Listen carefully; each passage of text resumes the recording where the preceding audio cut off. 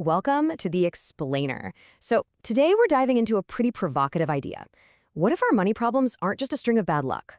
What if, and stick with me here, we've actually been trained to be broke? Let's get into it. The whole idea kicks off with a question that, honestly, hits pretty close to home. Think about it. We all spent hours learning algebra, right?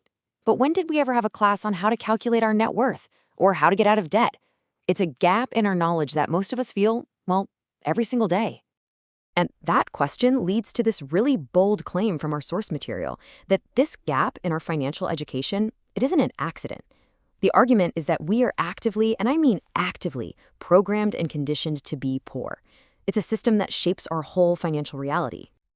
Okay, so if this training is a real thing, what exactly was on the syllabus?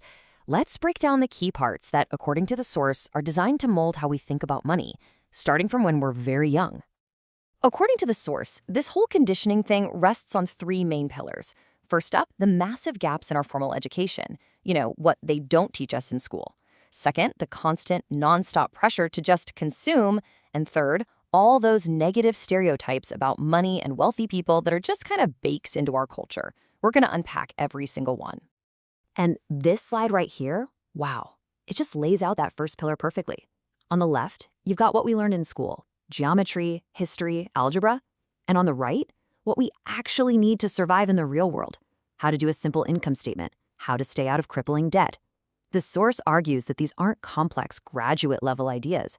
They're simple concepts that are just totally missing from our education. Now, here's where the argument takes a pretty sharp and, a more controversial turn. The source suggests that these gaps aren't just an oops, not just an oversight. The claim is that by keeping people financially illiterate, you create a population that's way easier to control, way more dependent on the systems already in place. This quote really nails the second pillar. The moment we're out of school, we are just slammed from all sides with one single message: buy stuff, consume. We're taught to spend, to want the latest gadget, and to measure our own success by how much stuff we have. And pillar number 3 is all about the stories, the myths we tell ourselves and each other about money. Things like, rich people must be evil, or if someone got wealthy, they must have stepped on someone else to get there. Or this huge one, that most millionaires just had it handed to them. It's a mindset, the source argues, that makes people not even want to try to build wealth. Okay, let's zoom in on that inheritance myth for just a second. The idea that most millionaires are just lucky, that they were born into it, it's super common. But what does the data actually tell us? Just look at this number. So that 80%, that's the percentage of millionaires who are, according to multiple different studies, self-made, first-generation rich. That single number just completely flips the script on that myth. It kind of takes away the excuse that everyone else just had this huge unfair head start. So, okay, if we're all being conditioned by this system and we're surrounded by these myths, how do we react?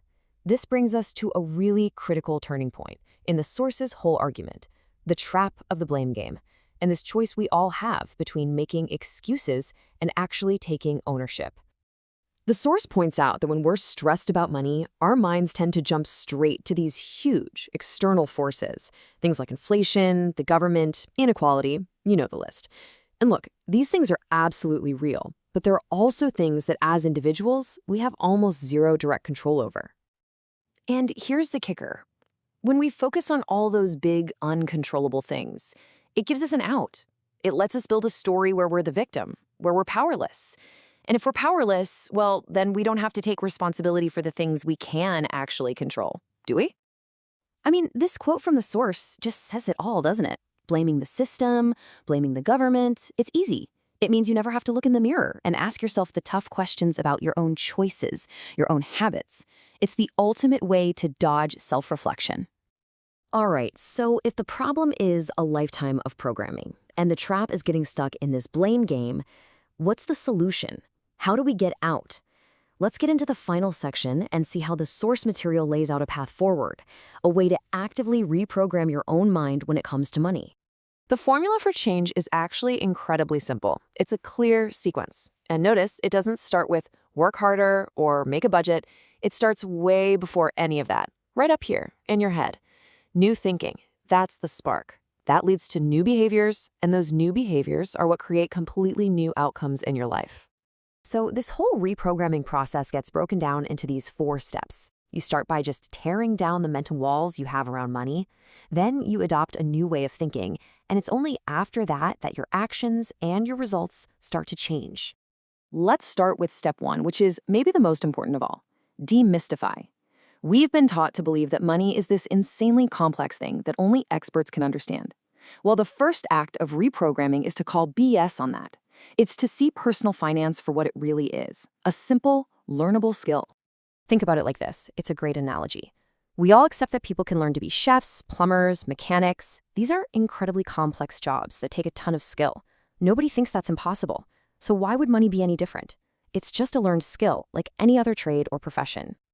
And that brings us to this final, really powerful idea.